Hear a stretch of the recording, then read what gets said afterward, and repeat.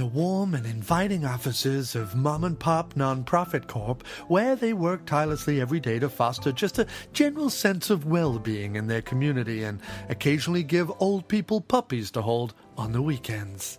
Now, it's come to my attention that despite the vast changes we made to the office to accommodate an even spread of diversity, the reduction of anything remotely phallic that could be seen as promotion of toxic masculinity, yes, that included Gerald's prize cactus. Stop sniveling, Gerald, it's only a plant. We also adjusted the furniture to allow easy access for dwarfs, people without limbs, and people who are, through no fault of their own, afraid of cupboards. We have given you all a fluffy lie-down room where you can spend time out of your workday just being. We've provided safe spaces where you can eat a sandwich without fear of having to engage in any conversation even remotely challenging. And every third Thursday in the month, all the senior executives dress up as animals and perform the less triggering scenes from the movie Babe. However, some of the employees here have still been writing to Human Resources and demanding even further changes to this inviting workspace that is so antithetical to the real world that I just presume all of you spend your commutes in fetal positions or leaping in the air and shouting fire every time a car horn honks. So I thought at this very friendly, cuddly, but not in a way that in any way invades your personal space or objectifies you sexually, open forum, I thought I could address a few of them. Now, the first one I'm very confused by, so maybe someone can help. Someone requested the banning of any playing or referencing to the late 80s, early 90s musical act Wilson Phillips. Who would care to explain? All right, Barandina, sure, have a go. Well, me and some of the other agender, bigender, gender fluid, gender non-conforming, gender questioning, gender variant, intersex, non-binary, pangender, transmasculine and two-spirit members of this work collective feel very strongly that not only do they display blatant nepotism, but they're racist. Racist? Well, one of the band members is called China Phillips. I mean, she isn't even Asian. Yes, it's her name.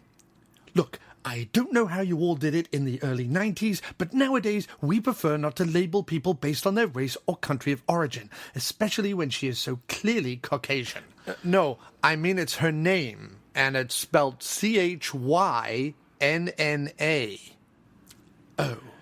Yes, indeed. Well, look, these things are easily Googleable. Oh, I don't use Google. Wait, you don't use Google? Yes, they promote white, cis-male, heteronormative, greed-fueled agenda of capitalism and pornography while giving literally no money of their vast wealth to lesbian Dutch cheese manufacturers who are often discriminated against because their cheddar tastes a little funny. Right, okay, well, thank you for that. Next item on the list is... the milk is too white. Meanwhile, across the road at big monolithic mega-corporate money bank... Right, kick them all out of the orphanage. I need more space for my son's hats. If the children cry at all, give them a signed photograph of Kanye West or something.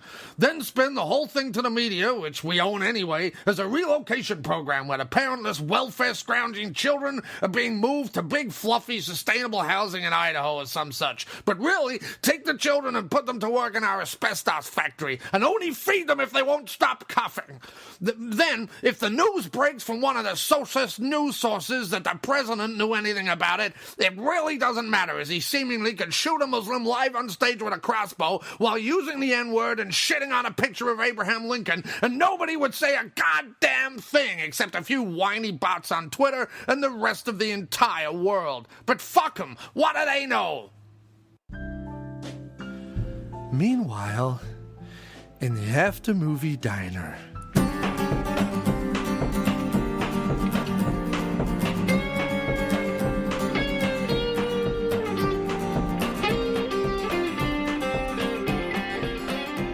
You're listening to the sweet sounds of the After Movie Diner. Support us at patreon.com/After Movie Diner. Or I'll punch you in the teats. Rate and review us on iTunes, Earthling. And now, here's your host, John Cross. All right, well, here it is, our 8th anniversary special. And it's quite enormous to look back over the last 8 years and think, my goodness, What a lot of drivel. Just what a lot of my mouth flapping about like a loose and landed fish. I mean, what is the point? However, you have, my dear listeners and followers, come this far. So why don't we just keep this train a-rolling, as they say. Yes, 8 long years. But I have to say, I love it. I do love it. It's fantastic. And the movies I've got to see, the people I've got to meet, the guests I've got to have on the show, and getting to hang out regularly, although I joke with him all the time, getting to hang out every single week with Jim Wallace is an absolute pleasure. Wouldn't change that for the world. So thanks everybody for continuing on this journey with us here at the After Movie Diner for 8 years, and thanks to everybody who filled out our 8th anniversary form, which basically we had asked people on social media to fill out a form to let us know what film they wanted us to cover on this episode, and also tell us a couple of other things about the show that they like or that they would like us to bring back. Things like the comedy sketches, unique songs about the movies, etc. And also to put comments, suggestions, and feedback for the show. So here's a few of those. Chris Leatherman said, here's to 8 more years of unpredictable and subversive, disturbing fun. The disturbing thing disturbs me, because are we ever disturbing? Maybe, I don't know. Maybe we are disturbing. But okay, thank you so much, Chris, for listening, and also for thinking that we are subversive and disturbing. I like that. I kind of want that to be our tagline. The After Movie Diner. It's a podcast about films that's subversive and disturbing. Awesome. Anyway, Andrew Morris said, add in some ukulele for good measure too, and keep up the good work.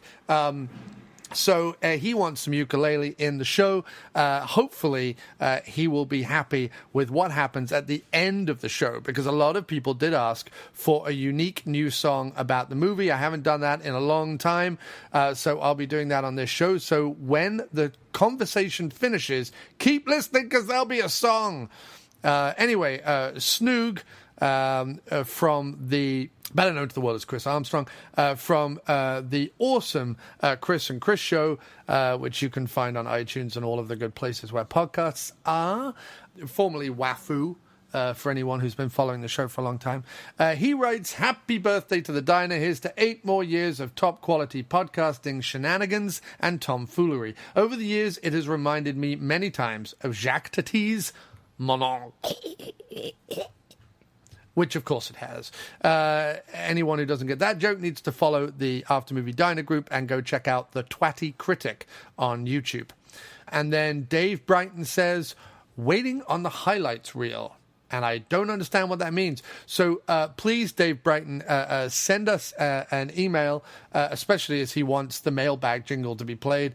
So send us an email. I will play the mailbag jingle and explain to us what you mean about waiting on the highlights reel. Maybe he means that he wants some weird compendium show of the last 8 years. But to be honest, in order to do that, I would need everyone to go listen to all the shows and then tell me which bit was their favorite bit. Otherwise, he's asking me to listen to 8 years worth of podcasting and for me to laboriously edit out my favorite bits and put them all into a show. I'm not sure that anyone has time for that. But if you have time for that, email me and I'll let you do it instead. Someone who didn't leave their name said, maybe you can try a trivia day. Nothing too complex, because obviously we're all quite dumb, but maybe simple questions about 80s to 2000 movie favorites. Give a hint with a picture from the scene, and then the next day post the answer and shout out winners. Would anyone be interested in doing After Movie Diner trivia? It would be a lot of work on my end if all it meant was that like 3 people were like trying to answer the questions. I would happily do a trivia day if the response to this podcast is resounding, yes, please do trivia. But I would most likely just do it in the After Movie Diner and Dr. Action Facebook group, and probably just on an ad hoc basis. There was someone else who wrote, who was this? Craig Everett Earl said, you create a wheel of celebrities and spin it, and then John has to do an impression. Don't know where the hell that came from, but just thought of that, so why not? Well, Craig, maybe I would do that, but I feel like, considering how limited my ability at impressions is, that segment, whatever that segment would sound or look like, would probably be limited at best. Pete Osmond, who drew the fantastic cartoons and graphics that accompany both the After Movie Diner and Dr. Action. Check out Peter Pedro Osmond's illustrations on Facebook for anyone who is looking for fantastic illustrations and artwork for their albums, for their podcasts, for posters, movies, whatever. Please check him out. He says, congrats on 8 years of hard as hell work. Here's to another 8 years. Thanks so much, Peter, for recognizing. That's great. Then someone else who didn't leave their name, so I can't credit them, says, been a fan for 6.5 years and no sign of stopping. Always a podcast highlight when a show drops. Here's to many more. Keep them coming. Thanks ever so much, Anonymous, for that one. Lastly, Mike Ranger says, stay golden. So thank you to everyone who wrote in and filled out that form. Just lovely to get feedback, and lots of birthday wishes as well on Twitter and Facebook today for our 8th anniversary. That's fantastic as well. Thank you so much. We have a big shout out to a new Patreon supporter, Chip Thompson, who is host and writer for How I Ripped Buffy the Vampire Slayer, a podcast where they read through a heavily plagiarized script from Buffy comic and TV series written by the 14-year-old Chip Thompson, which is brought to life with their amazing acting. Check out How I Ripped Buffy the Vampire Slayer on all platforms where podcasts can be found. It's a fantastic show. Chip Thompson, thank you so much for becoming a Patreon supporter, and we are very, very happy to have you amongst the ranks of our listeners. So that's fantastic. If you want to support the After Movie Diner, as always, you can head over to patreon.com, that's patreon.com/After Movie Diner, and do what Chip done and support the show. It would be truly fantastic. And don't forget to listen to How I Ripped Buffy the Vampire Slayer, a great, great show. All right, so we have a quick commercial because we have to pay for this, gubbins, and then the new episode and the 8th anniversary episode of the After Movie Diner.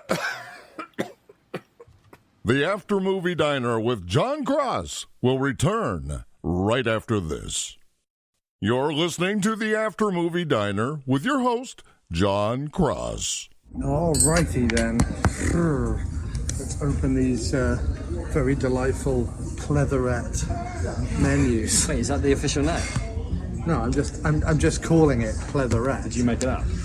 This is always the problem when they've wiped the table, but then they have the... Thank you very much. Thank you, but then they have the, like, sticky pleather thing. It sticks to the thing. So pleather because it's plastic leather? That's what I'm saying, yes. And you didn't make that up? No. Hello, and welcome to the very exciting... Hello. 8th anniversary episode of the After Movie Diner. I like that there's a function where if my voice happens, you, like, cut out. Do you know what I mean? Like, it's like an automatic audio thing. It's great. Let's try it again. Go on. Do your thing. Do your introduction. Do your thing. Do your thing. Hello and welcome to the very exciting 8th anniversary After Movie Diner. See, it happened again. It's amazing. It's like instinct, like podcasting instinct. It's like I'm sat opposite a weirdly faced twat. Well, it's not like, you are. Yeah. That is exactly what's happening. Yeah, we're here. Just admiring a podcasting gift. There it is again. Just instantly shut down. Yeah. So the listener doesn't have to go through the tedium of two voices talking at once. I'm lost in admiration here, mate. I'd never noticed it before. And also so that I good, thank you, mate. Hey, good. Yeah. Drinks to begin, or you find that? Could I get a cup I'm of... good with water, Chief. So yeah. Can I get a cup of English breakfast tea? English With milk. Okay. Thank you very much. No, it's just easier if I can be quiet when you start talking, because then that way I can edit you out.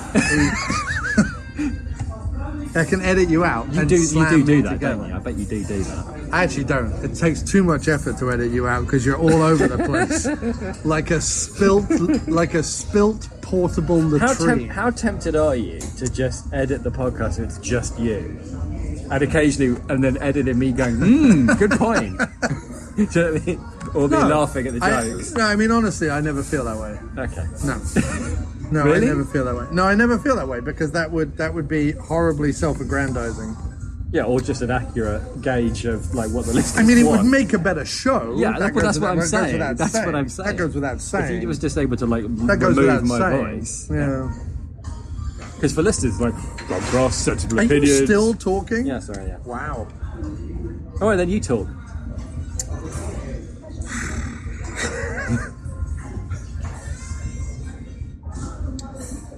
Anyway, it's the 8th anniversary special episode of the After Movie Diner, and I've already ruined it. Jim has already ruined it. And why is it special, you ask? I'm assuming you're asking. Well, obviously it's special because it's the 8th Thank you very much. anniversary. You're welcome. Come back in a few minutes. Thank you. Great, You're thank welcome. you. You're welcome. Why is it special? Why is it special, mate? Tell us why it's special. Well. Wellity. Well, it's special because it's the 8th anniversary edition. But So there's that. so there is that. So let That's me ask you a question. Number one on the list of special things. Okay. That's What else one is of special them. about it? What else is special about it is that I created a poll, if you will, to take the pulse, to take the temperature, to put The internet's temperature. Yeah, to put the metaphorical thermometer up the Internet backs. behind Yeah. of the internet several. Yeah. And they spat back out what film we will be covering this week on the show. So that's another reason why it's special. Prong 2. Special prong number 2. Special prong number 2. Why? Do you have a third reason why it's special? No. I was just going to ask if. So, is it the 25th of July that's the special date, or it's like mid-July, or what? 25th of July is the... Is episode 1, The official? episode 1 of the After Movie Which Diner. was what? Which was what? What do you mean? Well, what happened on episode 1? What did you cover? John, your brother, Yeah. and I talked about Woody Allen, horrible bosses, and something else. Oh, I do vaguely remember that. Yeah. He'd seen horrible bosses on a plane or something. Yeah, something like that. I remember stuff.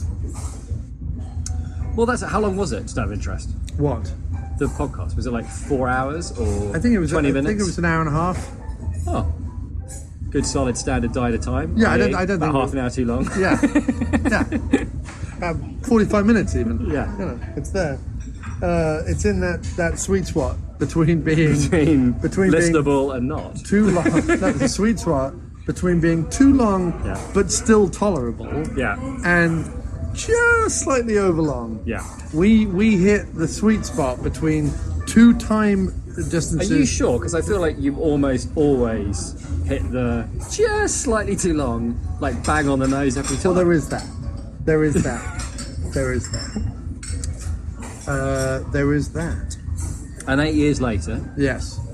you get the less good brother, like Yeah. smaller box office, Yeah. lower box office brother. Yes. Yep. Sorry. Bob.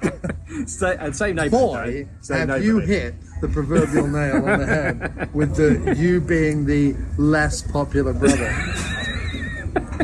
And like it's financially. Yeah. Do you know what I mean? If you compare Yeah. the things that I have done, Yeah. that I have created, Yeah.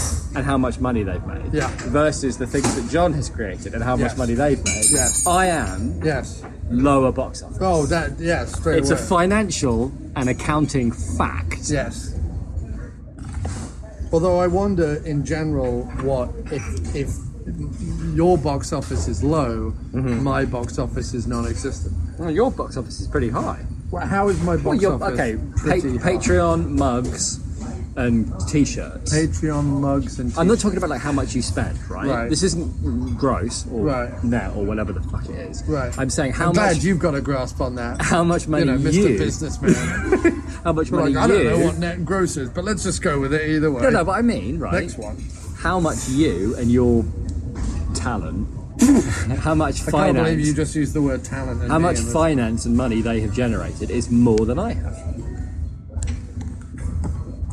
I mean, if you put it together over time, my scraps of pennies Yeah, you're right. definitely outweigh my scraps and pennies. Because all I've ever done that's made money is the poetry book, and that made almost nothing, shockingly enough. Anyway, from bemoaning our general failure to So I was celebrating celebrating how much money you've made, and you've you are box office You've mate. derailed it on your I have, narcissistic attempt to elaborate on your shortcomings.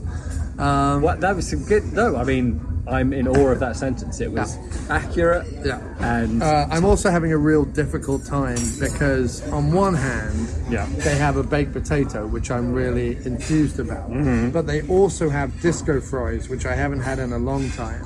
However, they don't have anything that would satisfactorily go with either.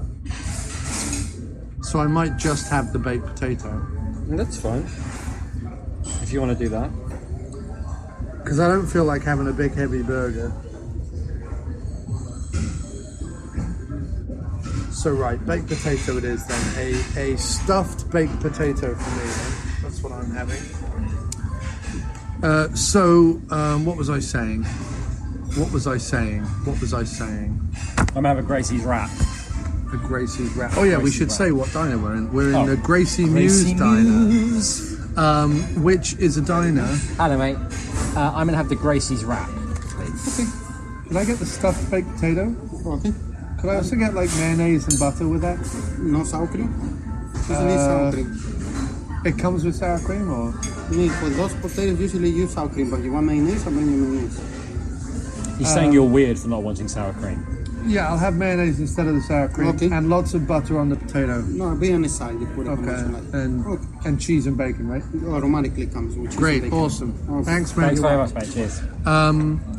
So Gracie Muse is a diner which, well, I used to live on the Upper East Side when Long time ago, when it was a good neighbourhood. Yeah, when Took Jim first came to Manhattan. This was one of my semi-regular haunts, or semi-regular haunts. I don't know why I slipped into American. Semi. Because you do. I found myself. Every now and then I find myself saying words, American. Wait, And it every stirs now and then you find yourself saying words. The Jim Wallace story. We were going to go to the Green Kitchen Diner, which is where the diner for Jim and I began. Yeah. Because it was the first diner where we ever recorded, you and I think. Is it? I think so. I thought that you said the first, because I was thinking about this. I think you said the first diner episode we ever did together was Pacific Rim. No, that wasn't the first one we ever did. Did we watch a movie together and then go to a diner? Well, no, the first episode of the diner we ever did was back on episode 10. The first time we ever did it, but I came where over we when we went to a talked about The diner. Walking Dead or whatever. Was Pacific Rim really the first one? I think so. Because if so, Pacific Rim was the second anniversary, I think, of the show. It was an anniversary episode. Okay. Anyway, I ruined that. The point is, you're I ruining ruined everything. it. I really haven't. I'm limping through this. We're 10 minutes in. I still haven't got out everything I wanted to say. I'm sorry. I know I all right. ruin everything. You No, look, do ruin how about everything. this? How about I very quietly sit here and drink my tea? Anyway, so, but this was a semi-regular haunt. We were going to eat at the Green Kitchen, which I believe was either, if not Took First, one of Took First diners that we ate in on the Upper East Side when we did a podcast together. However, the Green Kitchen is not displaying their rating letter, their alphabetized City of New Which is York never something I health used to worry safety. about, but now if they don't have an A, I won't either because it'll be horrible and indigestive. Because I've seen the reports of what could happen in New York restaurants and they don't have A grades and it's fucking nasty. And they wouldn't even display theirs. So when I asked them, they said, "Oh, it's pending," and you're not supposed to not display anything. That's highly illegal. Jim strode in there and asked some gentleman who was on the night shift and barely speaks English about the letter grade. And anyway, so we marched out of there. We came to Gracie Muse. That's where we. He marched out. I slunk. That's where we find ourselves. I'm not happy about it. But I'm going to continue going on. And as I was. Show must go on, mate. This is the level of professionalism that people who listen to the diner have come to expect. Yes, and as I explained before, we put out to poll. Oh yeah, sorry. Try Yeah. and put your tea over there or something. No, just so that it's not. Why don't right I just in go and the- stand outside? No, I'm just saying, just don't put your tea right by the microphone. Right. we put out a poll to see what movie we should watch. It came down to the wire. It was a straight time. Between, straight up and down time.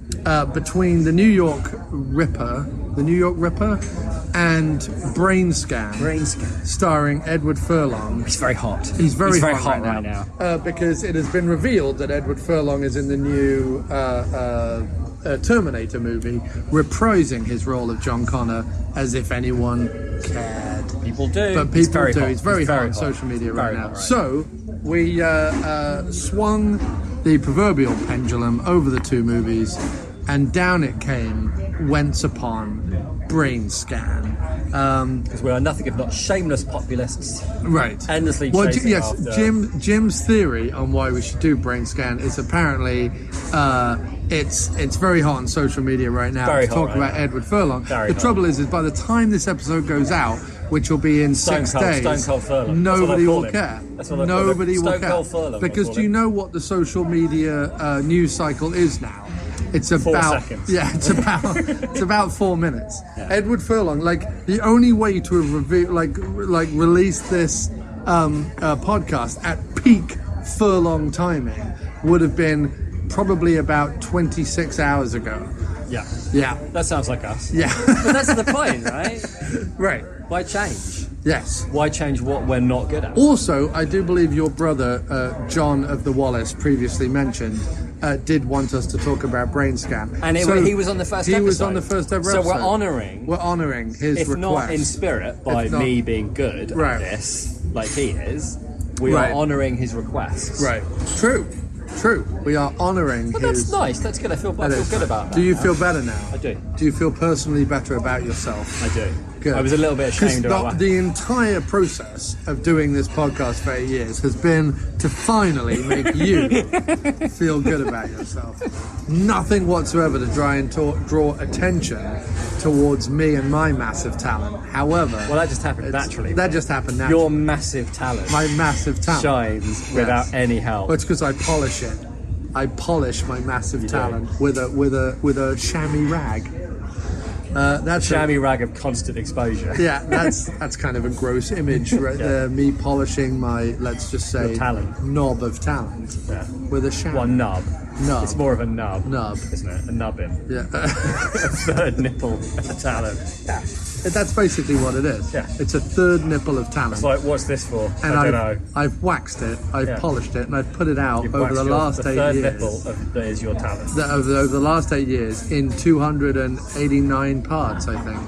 Yeah, into a slightly sore nipple. You've polished it so much. Highly sore nipple if it's been polished and waxed 289 times. Is that what it is? Is this episode number 289? Well, the last one that went up, which was the other day, what was that episode? Oh, Crawl. That was Crawl. That was 288. All right, cool. So are you going to do something with 300, or will that be beating the anniversary thing overhead? I don't know. Let's see how people... well, the rate you're going, 11 episodes time will be next fucking year, so yeah, that could work. Why you say that? We've been really regular this year. Well, I suppose we have, yeah. Well, 3 months seems like... So let's say it's once a week-ish. That's 3 months. Right. Asking people to, be a little bit excited about number 300. Well, let's see how this one goes. You know... Yeah, will we even get that far? Will we even? That is a fair point. It's true. I might want to squeeze 290 and then just cut you loose. I can't say I blame you. So Brainscan. Brainscan. Which is the story of the lead singer of Doctor and the Medics crawling out of a TV to try and wake up a damn near comatose Edward Furlong. Who has Edward been... two-speed Furlong, which is I'm sleepy and I'm shouting. That is it. Those are his 2 speeds. And I'm doing neither of them convincingly. No.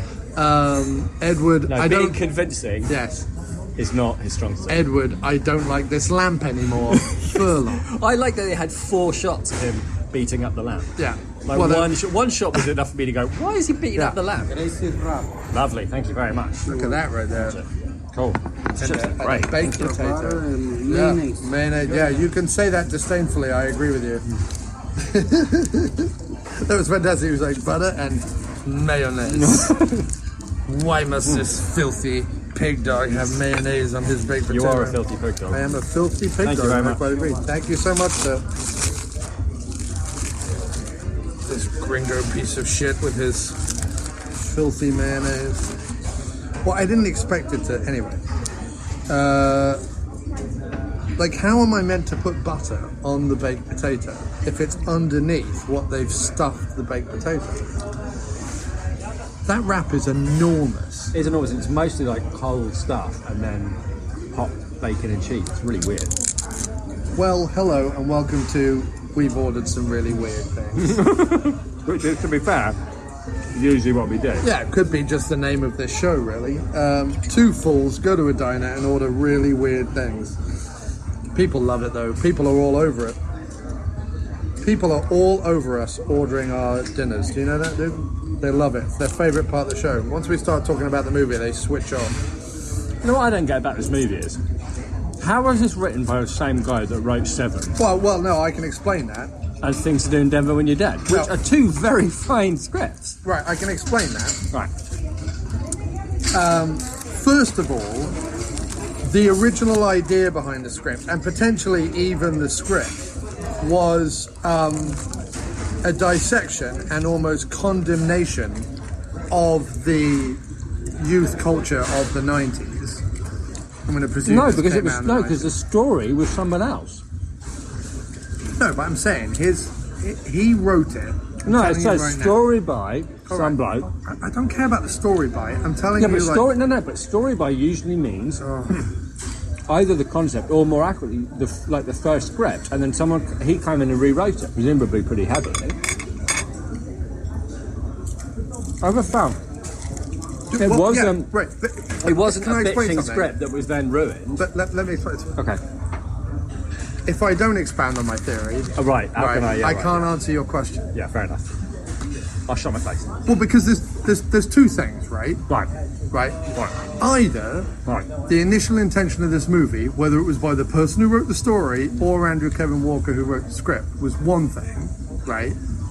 Which we saw glimpses of throughout the movie, but was changed to make it, I don't know, more palatable for the youth market and thus ruined by the studio. Right. Or it was just a shitty script. Either way, the only thing to talk about was my original hypothesis. So you can go down the, well, it said story by route all you like. It gets us nowhere. Okay. Good. All right. So. Your hypothesis.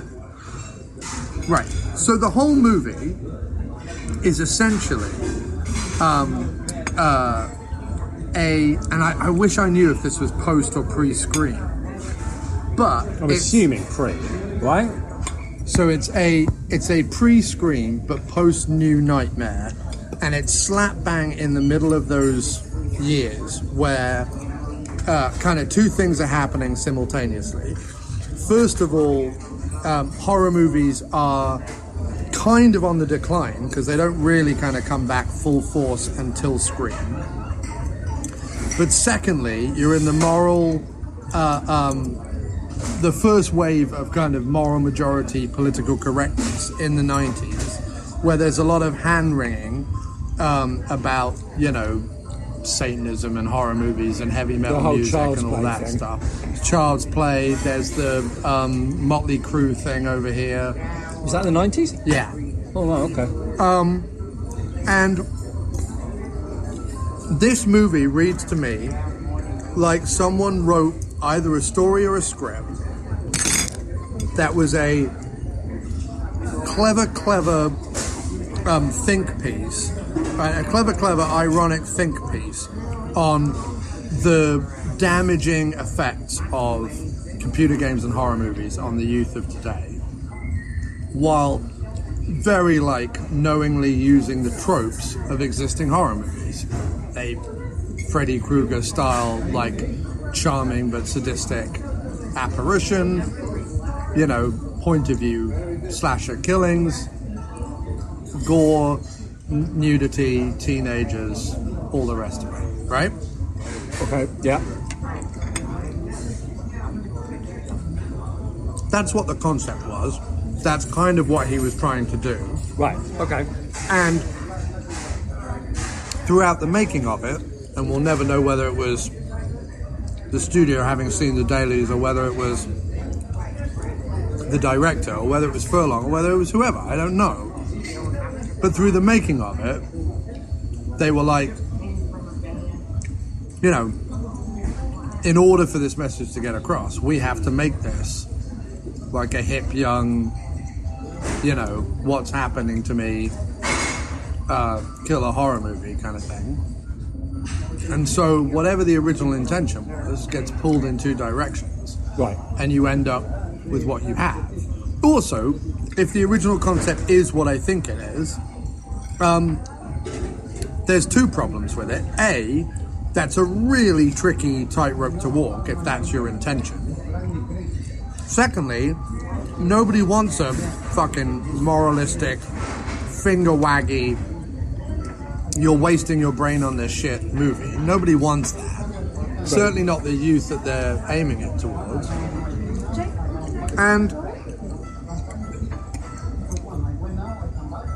And thirdly, there isn't enough of a central concept that is scary enough to do any of it well. Like, it literally falls apart on all levels. It also has no consistency in its execution. In the first one is like a point of view killing. Then the second one, he doesn't remember it. And then the third and fourth ones are like, why does he even need a computer game? He's just running around doing stuff. Right. Well, that's the whole thing, is it needs to come from a computer game because, you know, that's what was destroying the youth of America at the time. And because the whole end of the movie, essentially, is Furlong realizing it's a dream, which is like one of the hokeyest. Yeah, that is unbelievable. I can't believe they did that. Well, they did it because he realizes it was a dream. He realizes he didn't kill anyone. He realizes the computer game was just like a hypno thing. And he realizes he's been wasting his life. Like, the end of the movie is literally him destroying everything that he's built in his little attic room. Right. So he destroys the TV, destroys his game console, he destroys the lamp. The lamp was obviously destroying America. Yeah. How are you supposed to survive with lamps lying around? You know what I mean? How can I focus on my homework with lamps lying around? I've got to destroy the lamp. He destroys his intercom, destroys everything, right? Okay.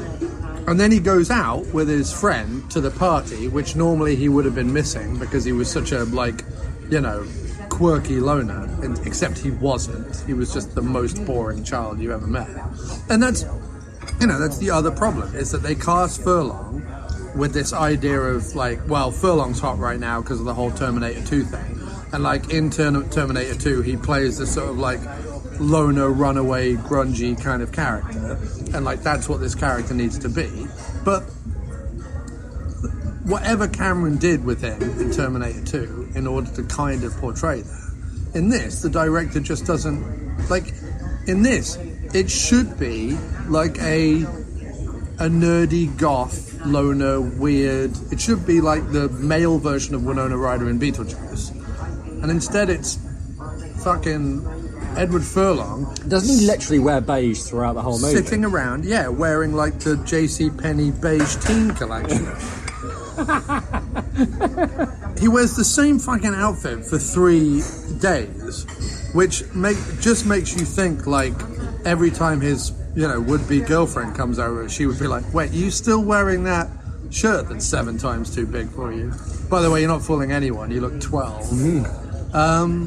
He literally spends the whole movie looking like the kid at the end of Big when they shrink back down and are still wearing adults' clothing. Yeah, fair enough. So, anyone watching this with a desire to see an actual horror movie, basically by the end of it, you're told by the screenwriter, the producers, and the filmmakers that you're a worthless loser who should deserve to go through something horrendous in order to realise that there's life outside. What was all the stuff with his mum? Because at the beginning... Well, that works twofold. But... One, to give him the limp, right? which is a constant plot point because he's committing murders and he has to cover up the fact that he has a limp. Despite the fact that when he goes to clear up the footprints, he makes about 1 billion footprints. Right. But secondly, he's literally walking through a muddy building site, which couldn't be more footprint friendly if you tried. Secondly, someone said, A, there's got to be a reason why the kid's alone. Right, okay. And B, there's got to be a reason why the kid's messed up. Killing the mum does both those things. It means that the dad can be away on business.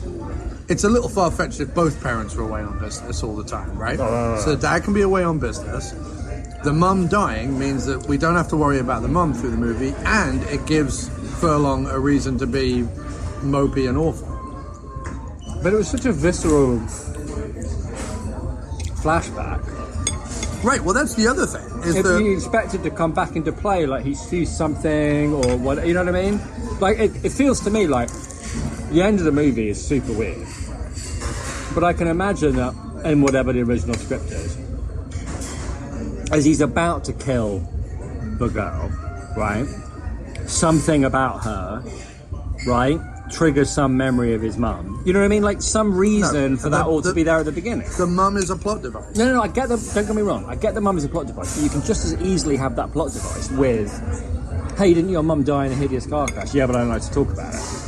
Fucking done. But it starts off with flashback Furlong, right?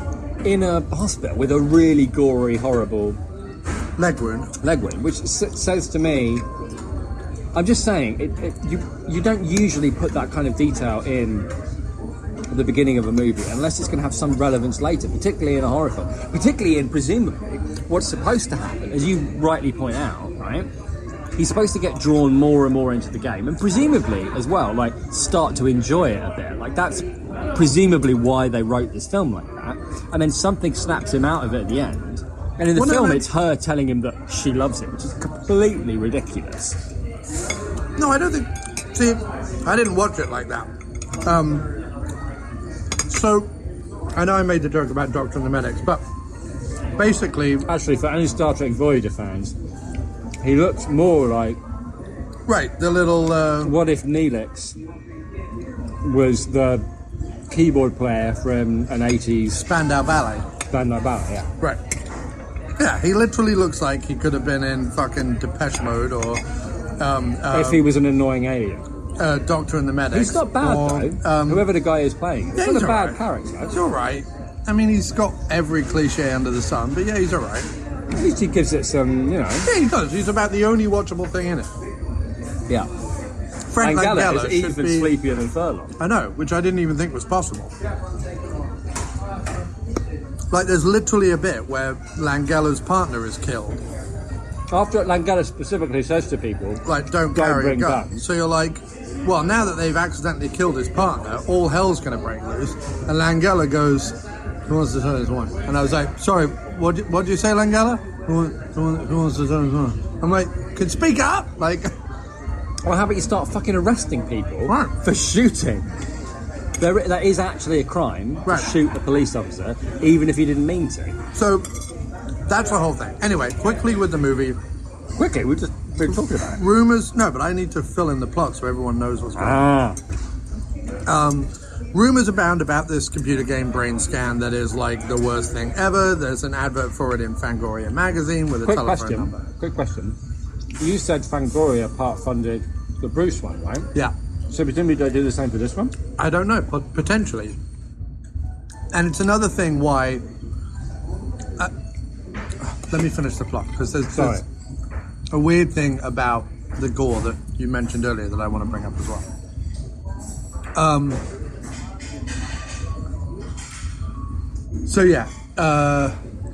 There's a telephone number, Brainscan, blah, blah, blah. Furlong, on the advice of his annoying friend, calls the number. Brainscan, turns out that it's the ultimate experience in terror, only that it's not. Furlong is hypnotized and appears to kill a guy by stabbing him multiple times and sawing off his foot. No explanation as to who the guy was or why or whatever. Anyway, wakes up the next morning, turns out it's real. Then this guy shows up who looks like Doctor and the Medics, keyboard player, Spandau, whatever. crawls out of the TV and is all like, I'm Trixie, blah, blah, blah, blah, blah, blah, blah, follow me into worlds of boredom. And for whatever reason he does, we don't see the second go round the game, but it turns out that he's killed his best friend, the annoying one. Everyone mutedly cheers in the background because he was that annoying. But this continues, and then it turns out it was all a dream, and then Furlong goes back to his life. What's really weird about two things. First of all, the first two scenes have lots of gore in them. First of all, the car accident, and then secondly, the first murder. The first murder is also hilarious because the guy, after he's been stabbed like multiple times in the back, is flailing around his apartment with a sheet sticking in his back because the knife is between his shoulders with the bed sheet. So he's running around with this bed sheet on his back, and clearly someone has said to this actor, "Don't worry about any of the props in the room. They're all just like fake props. Do whatever you want." And the actor like literally staggers from shelf of drawers, chest of drawers to shelving unit to bed to whatever. He hits pretty much everything. Knocking everything off in the most humorous of ways. It's hilarious. But then there's a very, very gory scene where like he's sawing, everything's great now, where he's like sawing off his foot and blood's going everywhere and blah, blah, blah, blah, blah. Then it's like weirdly bloodless for like the rest of the movie. It does feel like something happened at that point because you had the first person point of view, you had the gory killings. There was like there was a plot there. There was an idea that he turns the game on and he gets sucked into his world. Now, presumably, this is why I think it didn't make sense. At that point, the only thing that makes sense in terms of plot, right, is for him to be drawn more and more into this thing. In other words, like he hates it, but you got to clear up that mess. You don't want to get caught. And come on, you kind of enjoyed it, right?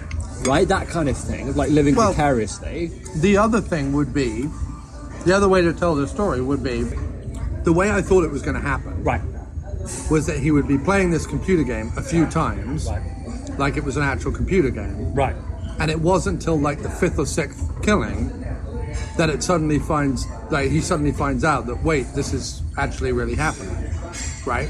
Like that's what I thought the plot was. So when after the very first killing, it turns out that not only is the killing real, like he finds out almost immediately, but that the killing is local, which is also like bonkers, because if the whole point, like at one point, Trickster McGee, Spandau McGee says, what do horror movies really mean? They don't mean anything, do they? It's just like, it's all about just the fear, right? That's a screenwriter going, by the way, none of this is going to fucking add up, so don't even bother trying to work it out. You're right, yeah. Like, Trickster's not given a...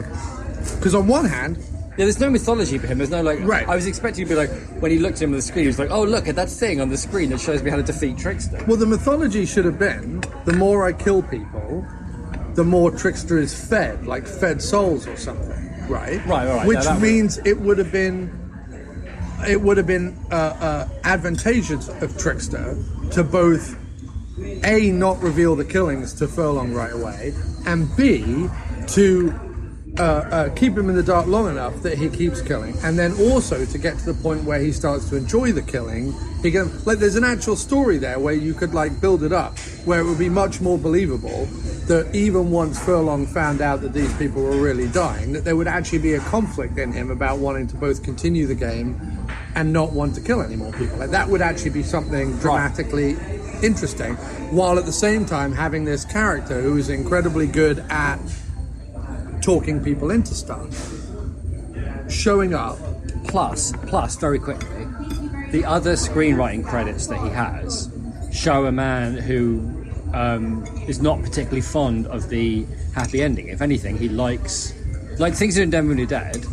The whole point about the movie is they're all going to die, and then what happens is they all die. Like, even though the screenwriting rules say Even though they think they're going to die, you figure out a way for them to pull off some last job or whatever. Right. Right? But they don't do that. They stubbornly don't do that. And in 7, they don't catch the killer. He gives himself up. And they don't foil his plans. He gets everything he wanted exactly as if... So he plays with the form and the expectations in order to say something, maybe not necessarily profound, but certainly reasonably shocking for anybody like versed in Hollywood, whatever, right? So, in other words, watching this guy, this kid, doing these killings and actually start to enjoy it, it's like, well, I guess, there's like, that's believable. If that was actually a thing, you can imagine giving them like a guilt-free way to get into that world. Right. Maybe they get, I'm all done, thanks, man. And maybe, you could still maybe have, they get a taste for it. You could still have the underlying message that, horror culture and computer games are corroding America without it being slammed over your head at the end of it. Because the mere fact that having played this computer game for, like, let's say 2 months and potentially killed 50 real people or whatever it is, if he suddenly started to realize that but couldn't stop playing the game, like, that's like the creation of a serial killer, but through the damaging things, through the very computer games that at the time America was saying created serial killers. You know what I mean? Like, violent movies and violent computer games create violent children, right? So you could have still had that without him waking up at the end being like, no, I choose life. Like, so many of the plot points had like the grubby fingerprints of producers trying to get the movie made they want to get made. Things like the blood in the fireplace. Right. That's such bollocks. Right, of course. And it doesn't even serve any purpose. It's like, well, the cop's got to do something. Like there has to be like law and order. The cop has to be in control or whatever. You know what I mean? But it wasn't even that. What it was is this was the other thing that was really frustrating. So the computer game, each round has a timer that's less than the other one. Yeah, what the fuck was that? It was 1 hour, 45 minutes, 30 minutes, and 15 minutes, right, for each of the rounds. That was set up as a tension device, especially the one where he's like running around and there's the mob chasing him and blah, blah, blah, blah, blah. It was meant to be like, if he doesn't get back to his house or whatever, he's going to die. However, the director never flashes back to the literal clock ticking down. So you're like, well, I don't know how much time he has left, and I don't even know if anyone in this movie really cares about the whole timing device. Yeah. And that's what I mean, is it's all... The fact that he finds out that he's really killing people with the first one, right, should negate, like, the rest of the movie. Like, he should just be like, well, I'm not doing that again. Done. Right? And I don't care who this guy is showing up in his Steven Seagal coat and his fucking stupid hair. I'm just going to be like, what are you going to do to me? Like, what? You're going to, like, I don't know, twiddle your fingers at me or play a mean riff on a keyboard? Like, bring your Moog out. Let's see what you can do. But, like, ultimately, having that as the reveal after the first murder, you're like, well, if anyone else would be like, so wait, I'm a killer? All right, well, I don't want to do that again. Even if you, with your punk hairstyle, go, oh, don't worry about it. You're like, no, I will worry about it, because I apparently stabbed a guy multiple times. And also, it's like, you've got to get rid of the witnesses. But the witnesses were all things like, no, he knows that you played Brainscan. Well, he didn't witness me doing anything else except playing a computer game. Right. And no one's going to believe that the computer game led to anything. If I went to the cops right now and said... Right, so then it becomes even weirder, and I was going to point this out. It then becomes even weirder. Trickster is trying to get him to continue to play the game, although seemingly has no reason to continue to push him to play the game, because it's not benefiting Trickster in any way, other than his, I don't know, Machiavellian idiocies. But by doing so, in the second one, he like gets him to leave a whole bunch of evidence. He gets him to like kill another person who's local. Not only that, but someone who's literally his best friend. So literally he can't be tied to him, right? In the third one, he calls the police up and like gives them a fight. So I'm like, so wait, is Trickster trying to get him caught? But if he gets him caught, he can't continue playing the video game. So what's the point in that? Like, none of it adds up. Like, and the Trickster the whole... doesn't seem to me to be like an Andrew Kevin Walker thing either. If you think of it as, right, if you think of it as a script where, like you say, there's a troubled teen, right, a kind of a, you know, black trench coat kind of a teen, right? Totally With all should this have been like, that, yeah. you know, like all this like rage and whatever, watches horror films, listens to heavy metal, is a loner, bullied at school, whatever, right? And then he starts playing this game, and it's all first-person point of view, and he can't see himself. It's just like, I'm experiencing what it's like with the killer. And there's some connection I'm having with the computer that is allowing me to, and eventually he comes to discover that it's real, and then he gets caught up in it, and actually it turns out that he kind of likes it, he can't stop. And then something to do at the end with the girl he likes, but also kind of hates, right? Because presumably, if he's a weird loner and he lives next door to a beautiful girl, she's going to like think he's a weird fucking loner, right? There's not going to be any like great. This is not Romeo and Juliet here. But she doesn't. She loves him. Right, but in this movie, but in the actual, I'm saying, in the Kevin Walker thing, and presumably something at the end with the mum, maybe. Who the fuck knows? But having like way too much on the mum. No. I'm just saying. It doesn't matter. I get it, but I'm just saying something that makes sense is that guy's script.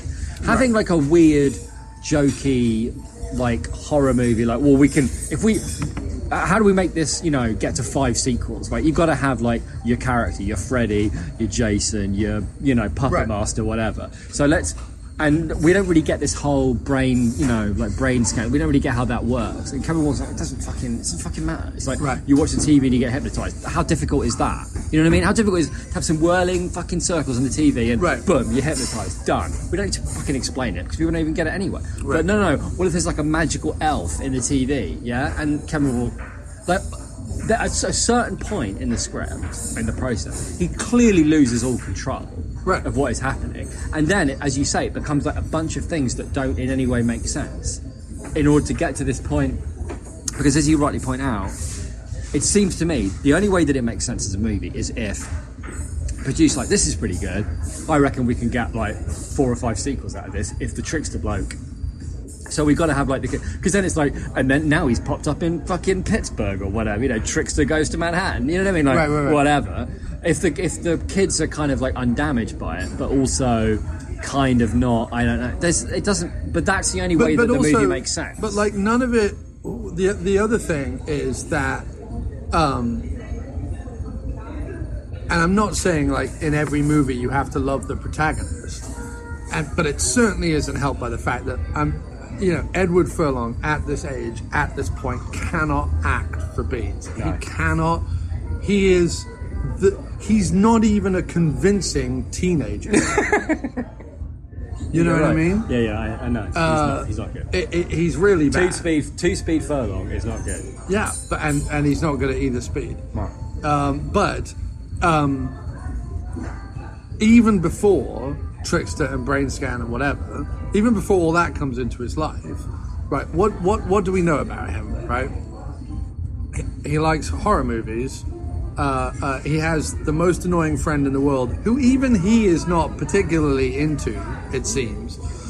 And 3, he actively videotapes a girl who lives opposite him undressing, right?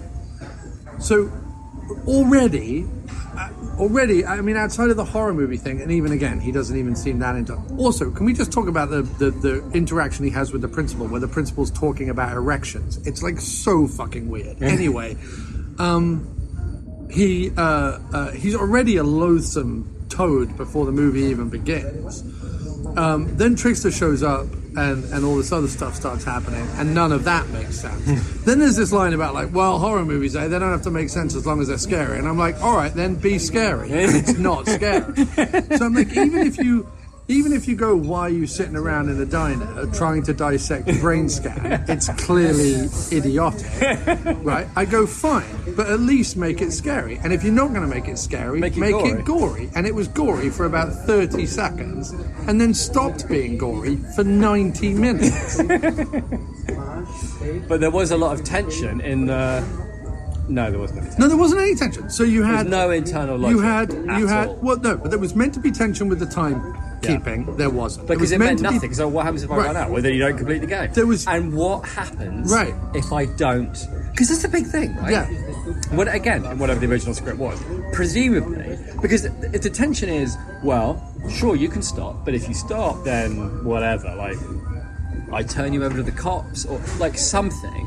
Because I think in there is something to do with the only way you get clear of this first moment is if you keep playing the game. That's the logic. The only way you get clear is if you keep playing the game. But that was so obviously not true. If you just like you said, if you just stopped, it would have been nothing. And I get that he's like a kid and so he's like easy to confuse or whatever. But then that was never. It's every time he does, literally every time he puts like the disc in the CD-ROM in the fucking thingamajig, it should be like, well, so what are the stakes? Why are you doing this? Right. Because if I don't do this, well, they get caught. They were hoping. There's a witness. They were hoping that. Well, who's the witness? I didn't. They were hoping that Furlong's, acting ability and magnitude would let you see the difficulty that he was having with going through with all this. But it didn't. There was even a bit where, like, he's genuinely meant to be shook up about the death of his friend, and nothing. There's like not even a drop of like sadness on his face. No. They can't even go, Furlong, pull a slightly sad face. There, okay, hold that, and I'll just shoot a frame of you doing that face, and that will communicate something to the audience. The director just goes, Furlong's got this, and we're all like, no, he hasn't. And then he just keeps rolling. I thought that this might be a good juncture to just mention what John Flynn, the director of this film, actually said about this film, which might give a little more insight to some of the things that we're talking about. John Flynn later recalled, the main interest for me was the trickster character. So there's the first problem, which is described as a cadaverous Alice Cooper-like entity who materializes from a CD-ROM computer game. John Flynn says, the trickster was the core of the movie. No, he wasn't. And what attracted me to the script. We found this stage actor, T. Ryder Smith, to play trickster, and he was extraordinary. Eddie Furlong was a 15-year-old kid who couldn't act. You had to slap him awake every morning. I don't want to get into knocking people, but I was not a big Eddie Furlong fan. Well, John Flynn, not only do I think that you're sort of incorrect about the trickster character, that isn't what's interesting about the story, but secondly, yes, all right, Eddie Furlong couldn't act and you had to slap him awake every morning, but why didn't you try, I don't know, being a director and directing him, or, I don't know, using something with the camera or something with other actors or something to get a better performance out of him. We know it's possible. We had all seen Terminator 2. So sorry, John, some of the blame must land squarely with you. It's absolutely mind-blowing. But this is how... By the way, did you notice that in crime number 3 or whatever it was, when he goes over to, like, clean up the footprints, but it's literally underneath like evidence tape, and it's been marked out. And go, so the footprint ship has sailed. Yeah. Do you know what I mean? Yeah. Like if it's like, oh, they're gonna spot it's a limp if I don't rub out the footprint, but they've clearly already done that. And you're right. If it's supposed to be like trickster's fucking with him to set him up, then okay, but then why? What's in it for the trickster? Right. So, but then also he seems to get maybe a little Decepticon. I'm actually good, thank you. No, they will be all right. Thanks, mate. So what's funny is there's actually a scene. So that same night when he's being chased by the mob or whatever. Right. One of whom is his like weird pervy principal, right? Who doesn't want them watching horror movies because it's like erections or something. There was some knob. What I like is that he's allowed to start a horror club. Yeah. But he's in trouble for showing horror movies. Yeah. What's the... Yeah. And yeah, obviously, if they're 16, yeah, then they shouldn't be watching like really gory horror films, and that would never be a thing. And that would be their first question. Like black and white Hammer. Yeah, but it was called like Death. But there was, in that opening like half an hour, there were some genuinely funny bits, funny lines, and interesting ideas. Right. And then all just collapsed. So during that night, he's being chased by the principal. Sorry, yes. The principal and him are wrestling at a building site. Right. And in trying to get away, Furlong... Thanks, thank you. Whenever you're ready. Thank you very much. Furlong knocks a pipe or whatever, which sends the loosest scaffolding on the planet, mate. It's literally... Covered in brick. It's suspending aloft 10 rows high and 20 rows deep of bricks. Yeah.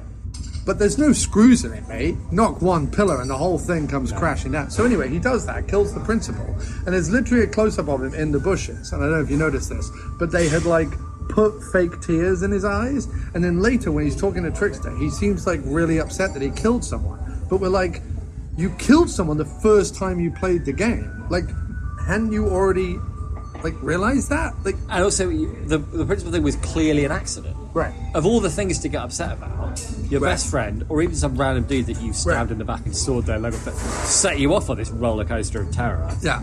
In quotation marks. Yeah. Right? And instead, you're upset about like accidentally killing a person. Like, of all the things that have happened, this is the most mundane. So here's the movie that it should have been. And I'm going to be as quick as I possibly can. All right, go for it. Right?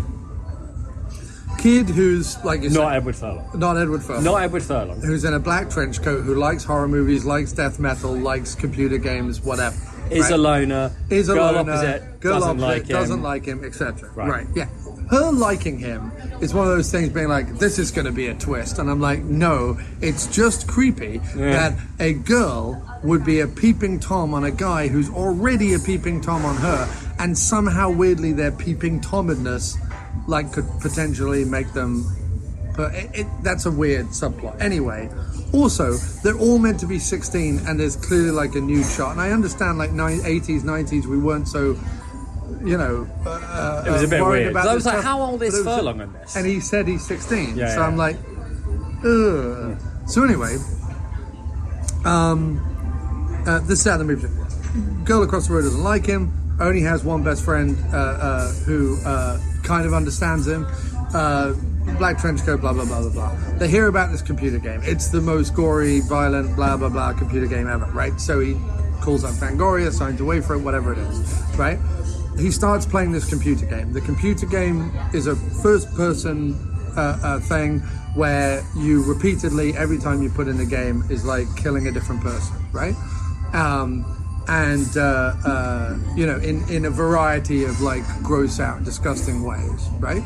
Cut forward like 3 months. He's been playing the game every night. Like, he's getting paler, he's getting thinner, he's getting more angry.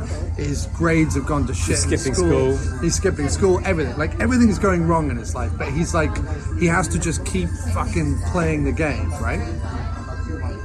Let's say, for whatever reason, that when you play the game, you can get transported to wherever on the planet that you're killing people. You're not killing people in your own backyard. But let's say, for whatever reason, one of the murders attracts some news attention and it ends up wafting back to him. Maybe the first, like, some waft back to him and he's like, that could be, it couldn't be, maybe it plays with him, maybe it doesn't. But then one hits home where he's like, fuck, that was me, wait, what's happening, right? Then, just as he's like in a moral quandary about whether to continue the game, and he's trying to investigate whether this murder really was the same murder or not, Trickster can show up, or like a voice on the phone, or something. Like, it doesn't have to be a fucking keyboard player. It doesn't have to be Neelix, Spandau Neelix. You know, Doctor and the Medics. It could just be like some eerie voice or whatever. But the eerie voice uses every technique to get him to keep playing the game, right? So, you know, it says to him, like, if you stop the game now, they can tie these killings back to you, or if you stop the game now, that I'm gonna like kill your mum, or if I stop the game now, I'm gonna, you know, torture your pussycat, whatever it is. Like, he just starts to use all these techniques, like your dad's never coming back, you know, if you stop playing the game, etc., etc., etc., right? Eventually, obviously, the police catch up with him, blah blah blah blah blah, and there's a trial at the end of the movie where they're like, Your Honor, the video games made him do it. And as he's being like, I don't know, dragged to his cell or whatever, he's like, it's not the games, it's Trickster. It's not the games, he's still out there. It's Trickster, he's still out there, or whatever it is, right? And then he's just like, well, you make him 18 instead of 16 so he can be tried as an adult. Maybe even get him on death row or whatever. And like, because they're able to tie like multiple murders to him, or something happens that pulls him all back. And the whole twist at the end of the movie is, you know, the video games made him do it. But actually the video games didn't make him do it because there was a supernatural element to it. That way you could still have the moral, like, the video games made them do it bullshit, but you could also tie it to like the supernatural thing of being like, no, it wasn't video games, I was being played by this whatever, right? And that's the movie. I mean, it, you know, very loosely, but that's broadly what the movie should have been. I guess I have a few problems with that. You could have had your Freddy killer, you could have had your moral outrage, you could have had your murders, but also it could have been a slasher film where you saw lots of gruesome death. I can't help feeling that it may not have been that different in structure. In that it may have been, it is just the first murder, because I can't help feeling there's two things about that first murder that are interesting, right? One is it was like a balding middle-aged fat guy in pajamas, which was odd, and a stranger to him, right? But I remember thinking, if it's going to be like some kind of gory thrill ride or whatever, like it would be, you know, in every slasher movie ever, like a girl or a woman or whatever, right? In this case, it's like a fat balding. Oh. And then the chopping off the foot thing is like, you need a weird souvenir. You need to make it special, you know, something kind of whatever. Well, I think that is because the idea is it's supposed to the be making of a serial killer through. Well, no, but I think it's even simpler than that. I think it's that they need a simple way to go, no, that was you. Because, like, you know, and the way it's like, oh, he's in the news bulletin, it's like, oh, you just saw the foot off. It's like, it should be something else. Like, he finds out, he investigates, whatever. It doesn't really matter. But it's also. But I can see. If Trickster is creating serial killers, then taking like some random souvenir is like a serial killer trait as well. But like, Trickster's not trying to create serial killers. He's trying to get Edward Furlong caught. That's where it doesn't work out. If Trickster's modus operandi was like, I'm creating serial killers through the use of this game, that would at least be like a through line that could have been examined. But because he tries to get Edward Furlong caught, I'm like, then what's your point? No, I agree. I mean, even I was going to say, I can understand just in terms of the motivations of the character, I get, you did this murder, but you didn't know about it. However, so you've got two choices. Stop playing, that's fine, you can do that, but they're going to find out it's you. So the foot's in the fridge, it only happened a couple of doors away, there's these footprints that clearly you're limp, whatever. It's maybe he stops for a while and Trickster starts like putting clues about the place that people almost find. Or, you know what? And then he's pulled back into the game. Not even that, to make it stop. Not even that, right? In that Not first. Even that. That's quite a good idea. No. I like that. I'm saying in that movie, I'm trying to see how it might have originally been, and all I can think is that there is genuinely a witness. It's not his best friend. It's like a witness. Right? You're still trying to work out what the original script No, but I'm just see there's some merit there. What I'm saying is, so then you've got a thing. It's like you did this killing, but you didn't know you were going to do it. So you have like, this is your moral contract. This is why I'm the trickster. This is why I'm basically the devil, right? I'm giving you a choice. You can do the right thing, which is give yourself up. By all means, mate. Go in there. You can try and tell them that a computer game made you do it, but good luck with that defense, because like if you're going to admit you did it, you did it. Great. But if you don't, there's this witness, whoever it is, right? It could be anyone, saw you, and it's only a matter of time before they see you around the neighbourhood. You only live like a street away, and then go, it's him, or maybe they're like right now giving a sketch, whatever, testifying against you. So this is your choice: give yourself up, and this all goes away, but you go to jail forever, or bump the witness off, and you get away with it, right? And they go, okay, but that's it, we're done. No 4 parts or anything. We're done after this, right? You could have been done after that first one, but you got sloppy and somebody saw you. So what do you want to do? And because he's like fucked up or whatever, you know, he's like trench coat. He's like, all right, I'll take care of the witness, and then it'll be over. I've seen those movies. You know, I mean, those movies where like characters make, you know, worse and worse decisions, right? So he goes off, kills the witness, he comes back, right? And then Trickster's like, great, you're done. Yeah, unfortunately, when you're doing that one, you left a clue behind, like, and it's this thing, whatever it is. Right. You have to go into the house, you have to go and get that clue. But that's it, that's all you have to do. So you don't have to kill anyone else, you have to go back and get the clue. Oh, all right, okay. He goes back and gets the clue, but it's his friend. It turns out he's left the clue, and his friend sees him, and then it's like, well, you killed 2 people, and now your friend's seen you. What are you going to do? You're going to kill your friend? Because it's got to happen now. You've got to be back, remember? That's where the timer comes in. You've got to be back in 5 minutes, or else you get turned in. Right. So you can't, like, go away and think about this later. What are you going to do? You can take care of it now? So he kills his friend. It comes back, and now he's, like, racked with guilt. He's killed 3 people. Do you know what I mean? Like, and then it's like... And then finally, at the end, it's like, unfortunately, when you killed your mate, guess, because it happened in your garden as you were coming back or something, guess who was looking out the window at the time? And it's like footage or whatever of the girl. It's like, so, but this is it, last one, you know, now you know how to do it without getting caught. Taking photos. Right, now you know how to do it without getting caught. So all you've got to do is kill her, and then you are free and clear, mate. 3 murders, okay, it's bad. I'm not going to lie to you, 3 murders is bad, but you'll be free and clear. Just take care of her. That's it. So he goes up, breaks into a house, it's like fucking happened, and then something about, this is just my speculation, right? Something about the way she's lying, or a shadow, or a leg, or whatever, reminds him of his mum, and he snaps out of it, and he does the right thing finally, which is kills himself, or he hands himself into Langella or something, and that's the end of the movie, maybe, or he fights Trickster, I don't know, whatever, but that's the only way that the film as it's done makes any kind of sense. But those things don't, just like you say, all the way through, the director doesn't cut back to the clock at any point. There's no feeling of the threat of time. He inexplicably doesn't have him go and murder the friend at all. Like, we don't even see that. It's like, well, that's going to alienate people, so let's just, like, cut that. Let's just not even do it. It's like, well, you did that. So what? Because in the first one, the whole thing is, he's, like, you know, enthralled by the thrill of it. The second one, he just doesn't, remember? Right. It's just so that's like, okay. And then the third one, it's like, well, now you're running around rubbing out some vague clues that I don't really get why that's important.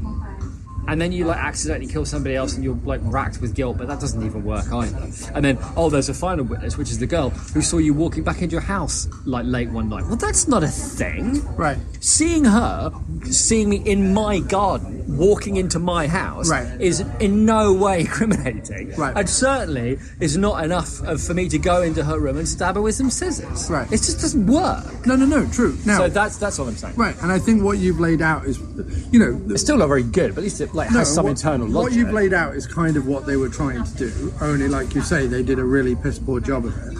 And then... I do think your thing about the director and Furlong's expressions is quite revealing, because you're right, there's a way of shooting certain parts of it where he's not being a terrible actor, but he is all the way through being bad. And you're right, that's like... And Cameron, who don't get me wrong, like, I don't think Cameron's made a good film in a long, long time, but when he made good films, like T2, he clearly knows how to handle his actors. Well, he found a way to get Arnie to be, you know, do a performance, and it wasn't, you know, everyone always is like, yeah, well, Cameron found how to use Arnie, put him as a robot. But if you watch, like, the first Terminator, yes, he's playing it as a robot, but there's a way that Arnie is doing it that is very, like, engrossing, rather than just being like, I am a robot. Like, it's there's a lot of menace there. He's pulled a performance out of someone who, until then, had not been...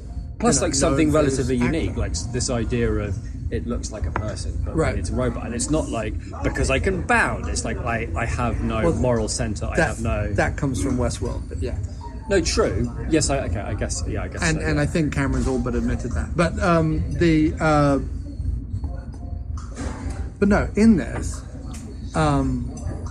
the trouble with your idea, like it just being this guy, like pushing this guy into more murders, to some extent you're taking away the video game element, and you're taking away the outrage of, like, the video game made me do it thing that is in this movie enough to make me think someone somewhere along the creative line wanted that in there. The biggest like mistake out of the whole thing is when he's in the girl's room with the scissors, is then having Trickster show up, and then Trickster being like, you know, he's like, who the hell are you anyway? And he goes, haven't you figured out yet? I'm you. Like, that doesn't mean anything. Then there's this, like, weird bit where he, like, eats Edward Furlong, which is just completely bizarre. But then Edward Furlong comes out from behind the bed with a slightly scarred left-hand side of his face. And then suddenly Trickster's back. And, like, none of that made a lick of fucking sense. And was just an excuse to be like, well, we could do these special effects that are a bit like Terminator 2. Should we do that? Like, it was poor decisions every single step of the way. And do you think they deliberately? Because I could be wrong, but was the security guy that caught Furlong in the building site the same security guy? It just looked like it. There for a minute, but no, it wasn't. Okay. It was a tubby security guy with a mustache, but it wasn't the twins, right? That had been in a bunch of stuff. But yeah, no. So. Disappointing, because it started out. I did think it was going to be quite fun. It started out like a cheeseball 90s teen horror movie, which could have been kind of fun. Yeah, and ended with this horrible, like, Daily Mail ending, or Daily Mail, like. But I'm not even sure it was that, right? Because he hands the computer game off. In other words, when he hands the computer game to the principal, he does that. He's basically saying it is harmless. No, he's handing it to the principal because he thinks that the principal will then reopen Horror Club. If the principal goes through a horrific experience, he might reopen Horror Club. I thought it was just like, oh, it's just a cheeky thing. It could also be that. It could also be that he's like, everybody's cheeky. It's like, oh, it's just a cheeky Jake. Yeah. I mean, that's what they shouldn't have called it. Brainscan. They should have called it Cheeky Jake. Cheeky Jake. Yeah. Also, Brainscan is like, they were like, how are we going to explain this whole thing? How on earth do you do all the things that this also, video game Fangoria did produce it. Are you telling me that they produced 2 movies, one called Brainscan and one called Mind Warp? What was Mind Warp? Was Mind Warp before this?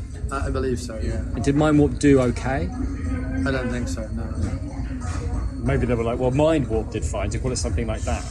Well, maybe. Because there's no way that's like Kevin Walker saying. It's I like just, the name Brainscan. Yeah, it was just disappointing, and I want to say that it was fun, but it got so much stuff wrong that it just wasn't. It did.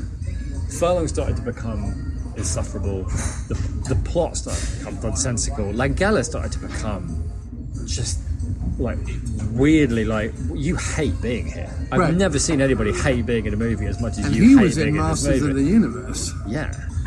And gave a more animated performance than that. Yeah, he was bad. You're right, because when that first half hour, I thought this is actually going to be quite fun. It's a weird little story. This weird trickster bloke. Well, not only that, but you've got Trickster. You've got clearly somebody who can do gore effects. You've got this great setup where Edward Furlong could go around and murder a bunch of people. In a kind of a giallo first-person, weird and kind of a yet, way. And yet, you squander all that. Not only that, but like the whole thing's a dream anyway. So go fucking hog wild with it. Like in the middle of it, have him, I don't know, riding an alpaca and lancing a hobo through the face with a rake or something. Like do something. Well, it felt like it started off as an R-rated late night horror film, and then about half an hour in, it went, what if we actually tried to make a PG-13? Do you know what I mean? Like something else, like a not exactly a Fright Night, but because Fright Night's actually pretty gory and scary, but like something that's like, it's sort of like a teen adventure. But I'm telling you, it's a script that was circulating around the same time as New Nightmare and Scream, all of which are the first waves of meta horror. Right. And this was a way to be like, how do we tell, what sadly becomes synonymous with something like Columbine, right? Like that's the 2 kids in Columbine, like were loners, they wore long black coats, like everything we're talking about is sort of that. Yeah. And it's like, how do we tell a horror movie story about characters like that and blame all the things that we as like the, protectors of moral America hate? Heavy metal, children, life, how do we... Because this thing about them keeping showing Three Stooges episodes seemed to be like a comment on like violence and... Well, because they were saying, well, this is as violent as anything should get. It should be like Three Stoogie comical violence, and that should be it. That's just about what the older generation at that time could cope with. Because he never really did anything after 7 or Things Are Deadly Dead, right? Andrew Kevin Walker. I don't think so. Writing that, I'm sure he has some script doctor work, but I'm telling you, there is a dark, gritty boy becomes a serial killer because of video games movie that he wrote out there. Yeah. And dude, I know you're like saying, well, story by and then script by. No. But there's no reason why the script came first, and the reason why I'm saying that I see is what you're saying. because Yeah. You change the script enough. if you have, it's the way the Writers Guild of America demand people be credited. Andrew Kevin Walker will have had to have written over 25% to get sole credit on the movie of the actual script, so they have to prove that. But then beyond that, if you change the story, you could have a story by credit. Yeah, you're to right. someone else. Yeah, you're right. And I wouldn't be surprised if... I think it was one of the producers was story by. I'm pretty sure. I'm telling you, dude, that's what happened. Yeah, I think you're right. They got a gritty Kid is a serial killer movie from Andrew Kevin Walker. Because you have that, like, the Tarantino thing. They got cold feet. You have the Tarantino thing, right? Of how many scripts did he have? Like Reservoir Dogs, Natural Born Killers, and True Romance were like 3 scripts that were all circling at the same time. And as soon as he made Reservoir Dogs, Tony Scott bought True Romance, and those other producers bought Natural Born Killers. Yeah. So I wouldn't be surprised if Andrew Kevin Walker had 7 Things You Never Dead and whatever the hell Brainscan was called before they got it. Right. Video Game Killer or whatever. Video Game Nasty. Video Nasty, something like that, right? Video Nasty, there you go.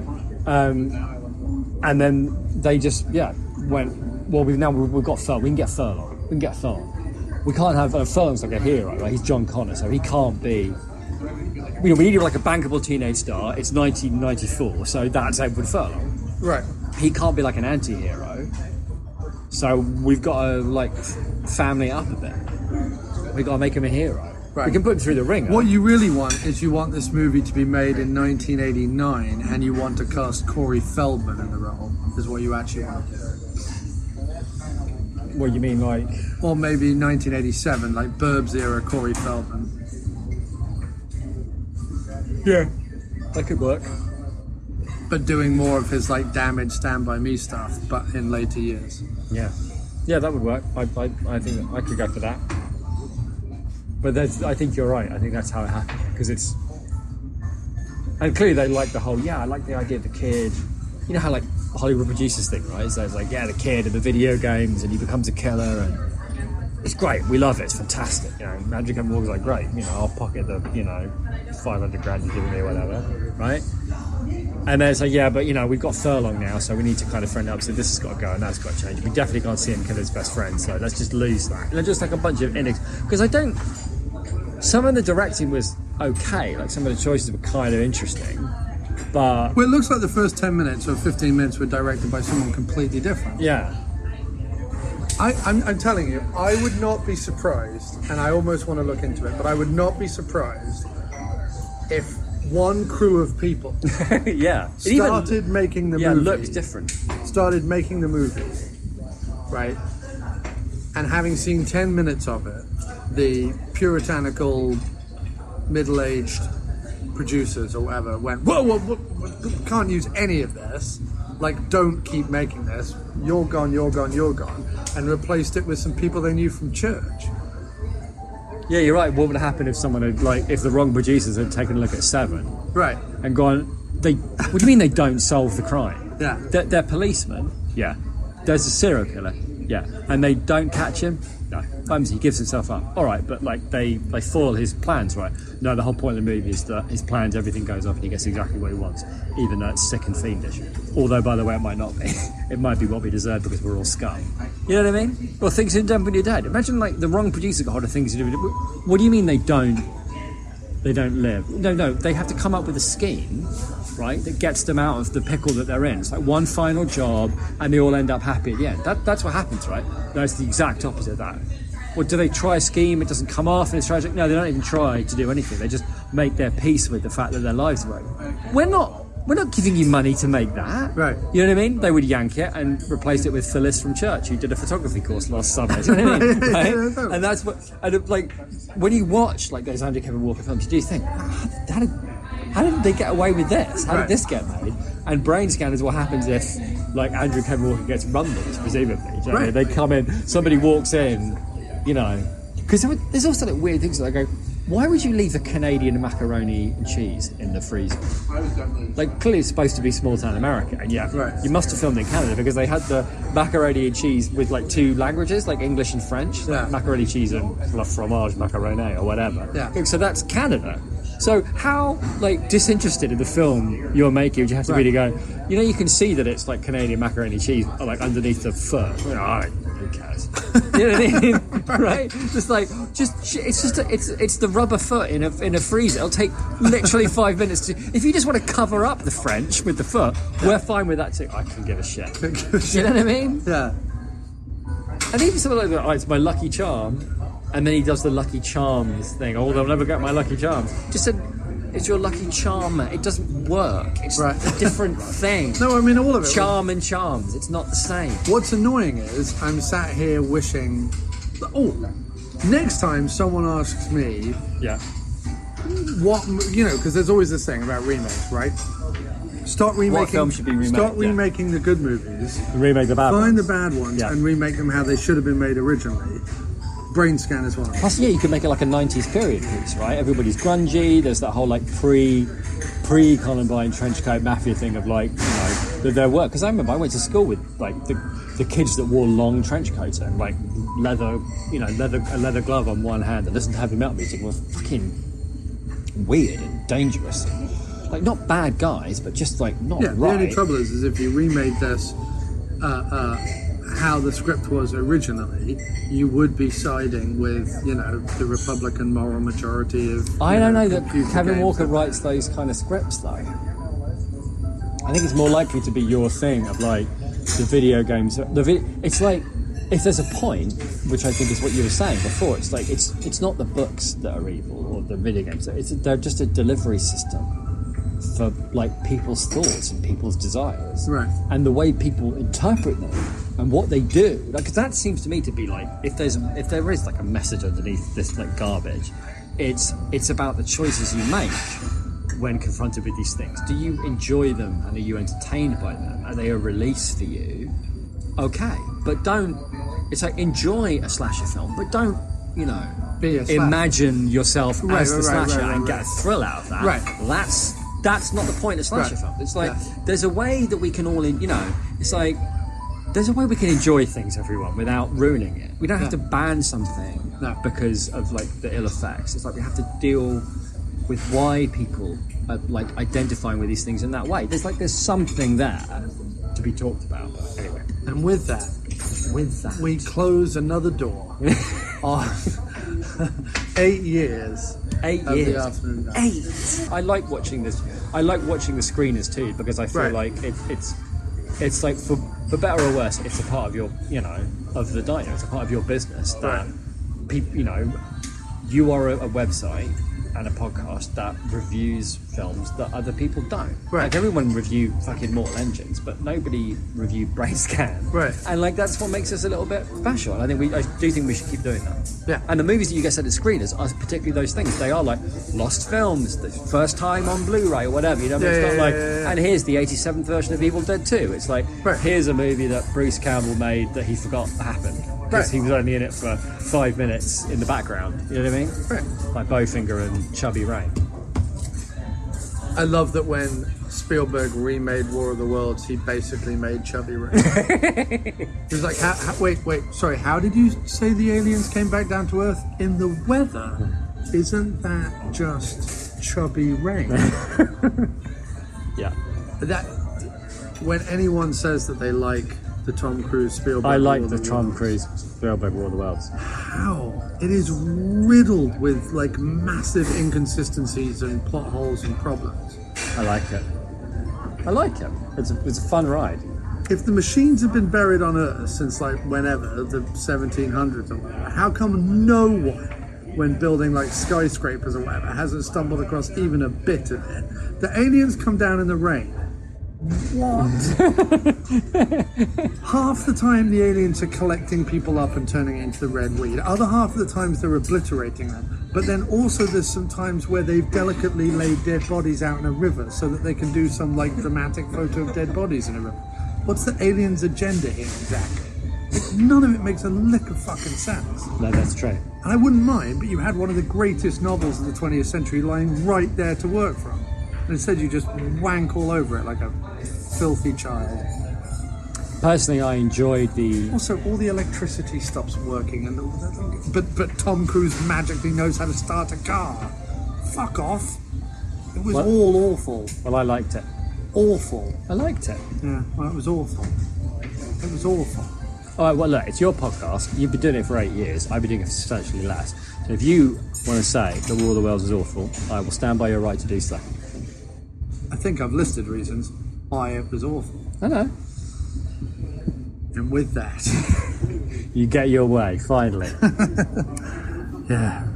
So what I am understanding about my fans and listeners is that they love for me to do extra work because it was overly resounding, if that's even a thing, overly resounding that people wanted an original song again about the movie. They miss the songs. Now, my Spotify results and my Bandcamp sales do not reflect this. Considering we have the Diner Ditties albums on Bandcamp, we have all the Miscellaneous Plumbing Fixtures albums on Bandcamp, and we have the Them What Make Movies, or songs about Them What Make Movies on Spotify. The original songs are apparently more popular than I thought based on those stats. So I have done it again. I have written an original song about the movie Brainscan. I can't claim it's the best song I've ever written. It isn't. But hopefully people like it. It gives someone a chuckle. And hopefully it encourages people to go over to Miscellaneous Plumbing Fixtures on Spotify, or the album Songs About Them What Make Movies on Spotify, or to go to bandcamp.com/Misc Plumbing Fixtures, or bandcamp.com/Diners Ditties, and download, listen to, purchase, or something, one of the songs they find there. Anyway, enjoy this, the Brainscan song, and thanks ever so much for making this an awesome 8 years.